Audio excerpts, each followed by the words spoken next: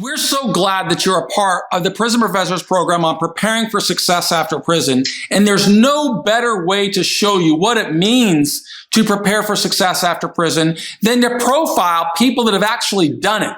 And in the previous modules, you've known that we've kind of given you the path. We spoke about in the introduction, the overview of why, you have to build your own success pattern. In the second module, we spoke about defining success. In the third module, I gave you an example of somebody who really led a goal-oriented life, and that's my friend Joshua. I told you about his amazing story of how he transformed his life, and just so happens that I've got on the phone right now Joshua. Joshua, say hello to people in jail and prison across America. Hello, everybody. How you doing? Yeah, you're actually on the video right now. And in the previous video that I made, Joshua, I told them your story.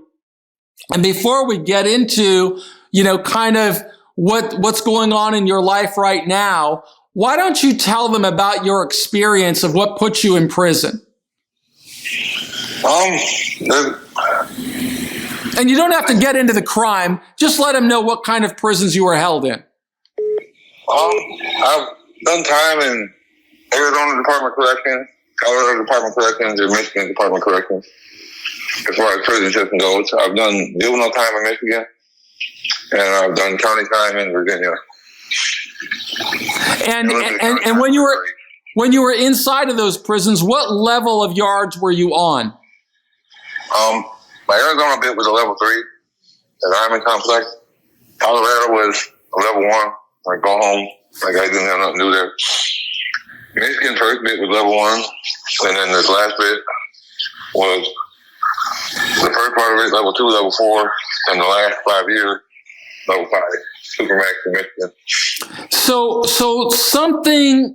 you saw something to trend that caused you to change your way when you were in the Supermax. Could you help our audience understand what inspired you to change? I hit level 5, and I felt like I hit the pinnacle of what I could do and the things that I was living, the life I was living. So I wanted to open up doors to other things. And I began reading and learning. Thousands of books later, still reading, learning. I mean, I've always read and learned, but the application was wrong. The last 5 years where the application became proper in my mind. So I said, okay, I'm doing it the legit, legal way. I want to be a productive member of society. I want to have a legitimate lifestyle, attain all my goals and what my idea of success is. In the last year, I got moved to Baker facility, which is the highest level 5 in Michigan. And they had a double tablets there through, I think, Seder College. They gave us access to up-to-date podcasts, books, information, knowledge, insight, which was like a lifesaver. It was like a lifeline. And I used it all the time. I mean, I went through the courses with Aaron Smith and Bob Pelshaw and a few others, and the application that came to me strongly was Prison Professors, Earning Freedom. Everything there with Michael Santos that he walked through was speaking to me, and it resonated deep inside of me because of him walking that path that I've walked and seeing the stuff that I've seen, and it's the insight and knowledge and understanding that he's speaking to you from a place inside that a lot of people don't let in there when they're inside.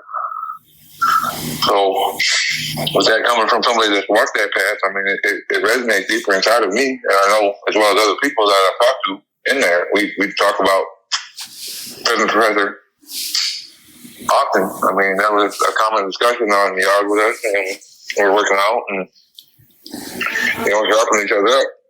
So, as I went through it, I mean, he always told us on the video, hey, when you get home, reach out. This, I just love to hear your story, blah, blah, blah. Go from there. I got home April 29th, 2021. I began reaching out to Santos. I had to go through social media, people in his companies, and couldn't talk to them directly until about a month went by. Got an email from him, changed phone numbers, did a podcast with him the next day. Why did we do the podcast, Joshua? I mean, to show what I've been through and show what I'm walking to with business and future investment and the defining steps of my path to success and attaining the goals that I've made for myself, and giving me a push to the path that I need to walk down. And tell them about what transpired. What task did you have after that video? I'm a site supervisor, commercial radio construction for Michigan Revitalization. With that said, Michael asked me what I did for work. I explained it to him. He said I ever thought about real estate, doing rental property, getting into that, finding investors. And he's like, you got any idea of your investors? And I said, yeah, sure, you. He's like, all right. I get on top of that, actually. You better write a good proposal, otherwise, it ain't been no cakewalk. I mean, he's been having me make sure I got all my T's crossed and I's dotted and everything up and up and everything there, because, I mean, ultimately, the protection is taking care of the investor. And, I mean, he's looking at helping another formerly incarcerated get the pass right. And for that, I'm extremely thankful and grateful. And thus me putting together the team that I have been out here. And you were putting together a team last week, and then something transpired. Why don't you tell our audience what happened?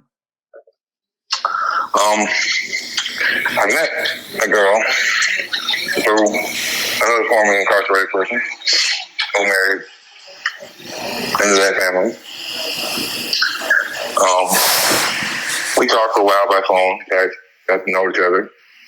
We hung out for like 5 days, that and that. And of course, she helped out here and helped me out with different things. And her mom had a doctor's business, so she was willing to teach her everything she needed to know to help whatever role that Erica wanted to move into. Her name was Erica Cass, by the way. And so we kept talking. I took her back home. And then a couple weeks go by, we decided to hang out again. I drive out where she's at, park in her car at her mom's, take me there, pick her up. And good, her mom left. We drive to the country, because she's out in the country. We pull up toward 94, and Rob calls. Hey, I'd like to talk to Josh further. I'll explain this and this. We can figure out things further. Okay, so I talked to her. She said, oh, you want me to drive? I said, sure. I'm pulling on 94. I pull off on the on-ramp before I get on the expressway. Switch out driver's seat with her. She starts driving. I get the phone. I start talking to her mother, Patricia. Amazing woman. And we begin talking about different things I need to do in the business and different things I can learn from her and different things she can teach Erica. And yeah, she's proud of everything. I shared the video that I did originally with Michael, and yeah, she's impressed. And so that's it. I finished my conversation, say bye, hand the phone to Erica. She tells her mom bye, I love her. Hang up the phone. Next thing I know, boom, I'm in the hospital. I don't know how I got there or anything. Cops are asking me questions. I'm barely coherent. They asked me who the driver was in my truck. I tell them Eric Cass. I tell them who her mother is, Patricia Walker. And I say thank you, and they leave. And I'm asking, and they tell me my friend died instantly on the scene. And yeah, it was crazy. It was mind blowing. And so you just get out of prison, and you're in the car. You're building your life. Tragedy happens. Your friend dies, and today I noticed that you started a GoFundMe campaign. Is it okay? I would like to use this video, if it's okay with you, to let the world know what a great transformation your life has been, of transforming your life while you're in prison, and how hard you were working when you came home, and the tragedy you and your friend suffered, and she lost her life and you lost your truck and your health. Well, is it okay if I show is it okay, first of all, if I share this video with people in prison and anybody that may see our YouTube channel so that maybe they can see your GoFundMe campaign? Do I have your permission to do that? Yeah, you can do that. Most definitely, please do that. And I'm sure linking her. I got her name in there, but I think that's good. I will get that link and I will put that in the description for YouTube. But I also want to share it with people in jail and prison across America that go through the Prison Professors program. And I want to show that I'll be the first donator to your GoFundMe campaign. And I never ask anybody to do anything I'm not doing. So I want to make sure that I make a donation and hope that others will as well. Is that okay? Yes, please do. Please share it with everybody. Okay. You keep working, because I'm going to use you as an example of what it means to have the right attitude and why that's helpful to anybody that's going through the criminal justice system. So I can use you as an example. Do I have your permission? Yeah, you did. And you can show the pictures of my injuries and everything if you want to. I will do that. I will weave that in there because I think people can learn from that lesson. So thanks, Joshua, and I'll be in touch later, okay? Beautiful. Keep working on your plan. Bye-bye. You see, that's the reason it's so important to have the right attitude. It's because life is always going to bring challenges and struggles. Even though you may be working really hard inside of where you are right now while you're serving your sentence, even though people may not give you the credit that you deserve, even though you may be wrongfully incarcerated, you've got to have the right attitude. And you just heard it from a man who has gone through a cycle of being in jail and prison for his entire life. The last several years were inside of a supermax prison. But he recognized it's never too early and it's never too late to change your life. And even though he changed his life and was doing everything right, was on a path to become a business owner, a real estate investor, bam, life changed, a car accident. He was doing everything right, but you don't hear bitterness and anger in his voice. Instead, you hear somebody who has the right attitude. And we're going to continue working with Joshua because we know how important it is to teach and inspire other people. And that's why I wanted to present his story to you today. So now I'm going to turn to the assessment for this module number 4, which is all about attitude. And in this module, you saw another video of Michael Justice, a man who also served a long time in prison. And he told his story. Let's see if you paid attention, if you can answer these questions. How long did Michael Justice serve in a high security prison before he made a commitment to transform his life? Okay, here are the options. He started to change during his first year. After his 5th year, he never transformed his adjustment strategy. Or C, he started to change his behavior during his 10th year. Well, the answer is during his 10th year. Number 2, what did Michael Justice's story say about his initial adjustment strategy? His adjustment strategy resulted in his getting an early parole. That's one option. C, his initial adjustment strategy helped him to get his first job after prison. D, his initial adjustment strategy reflected his commitment to reform his life. None of those are correct. The correct answer is number B on this version of the quiz. His initial adjustment strategy in prison resulted in his serving longer in prison than he could have served had he made more positive decisions. You see, Michael Justice didn't have the right attitude when he started serving his sentence, and as a result of having the wrong attitude, he served far longer, he said, than he otherwise should have served. That's why you got to have the right attitude. What does the word mediate mean? That's one of your quiz questions. Well, it means to be undecided about something. No, that's not what mediate means. It means to be in complete agreement about something. No. It means an elaborate plan of action. No. The answer is to mediate means to think deeply and carefully about something. Okay? Number 4. How does the author describe the right attitude when it comes to preparing for success upon release? Well, I think you just heard it from Joshua. You also heard it from the other people we profile in this course. But let's give the options. Here's an option of the right attitude. Yes or no? I'm going to try to do the right thing when I get out of prison. But if things don't go my way, I'm going to do what a man has to do. That's not the right attitude. While I'm in prison, I'm going to do my best to live in accordance with the rules of the prison. No, that's not the right attitude. I'm going to do everything that the staff members in prison tell me to do. Well, that may or may not be the right attitude.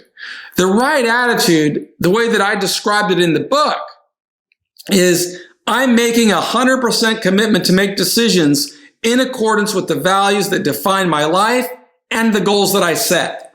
That's the right attitude. Number 5, when it comes to having the right attitude, what do Donald Trump and Martin Luther King have in common? You heard me say that earlier. Here's your options. They don't have anything in common. 2, both of them earned master's degrees in school. 3, both of them were aligned with the Republican political party. None of those answers are correct.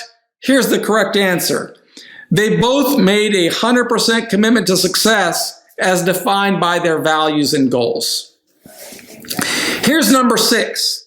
Why does Doug Lurton say that knowing what you want is the most important decision in your life? Well, you need to know what you want in order to attain it. 2, if you don't know what you want, you can't make 100% commitment to attaining it. 3, by defining success in your life, you can engineer a path that will take you there. Now, if you heard those 3, you know the answer. It's number 4, all of the above. Let's go to number 7. What does the word moniker mean? Remember, developing your vocabulary is a crucial component of becoming successful. A, it means moving in a wavy pattern. 2, it means a state of confusion. 3, it means brief and to the point. 4, it's a descriptive name for something. Which of those is correct? The answer is 4. A moniker is a descriptive name for something. Let's go to number 8 of the assessment. This is simple. It's a true or false question. To determine whether you have the right attitude, you must first identify your values and your goals. Well, if you've gone through this course, you should know that the answer is not false. The answer is true. You've got to, everything begins with defining success. What is it? If I don't know what success is, if I don't know how to define success, I become this kind of, as they say in business, this kind of, I'm always studying my gavel and trying to figure out, gee, what do I do? I don't know. Maybe I go this way. Leaders are deliberate. They know what they want. They go after it in a very clear pathway. That's what Doug Lerman told us, and CEOs from all around the world consult with him on how to become better, how to become more successful. You've got to define success, and then you've got to identify the goals that go along with it.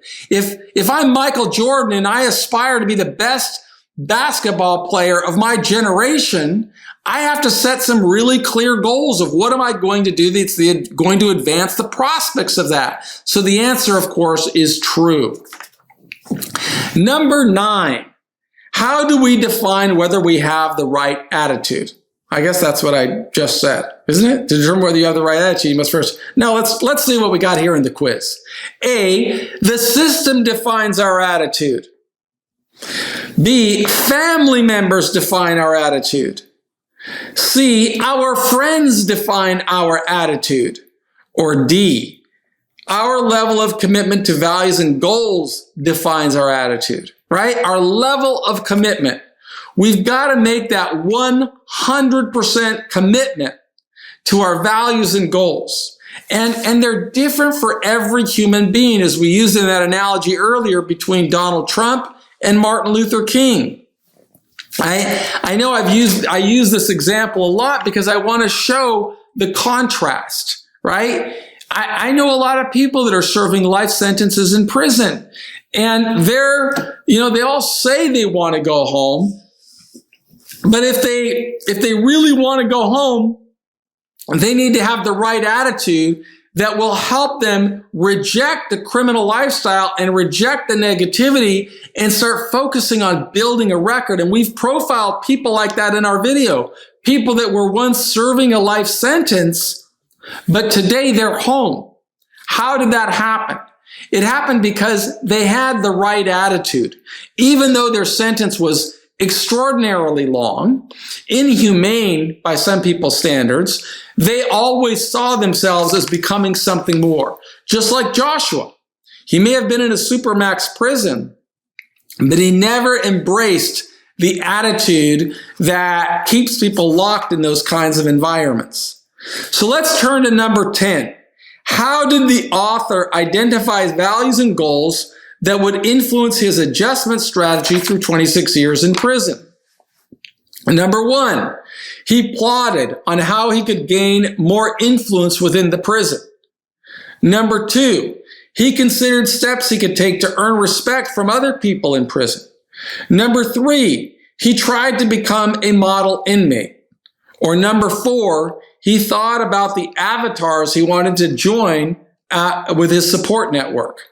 Okay? Well, the answer, of course, is number 4, right? For me, it started with defining success, right? I used to say, and I wrote in these courses, I wanted to be able to put on a suit and tie, come back to society, and live in any environment without anybody knowing, oh, that dude just came out of prison.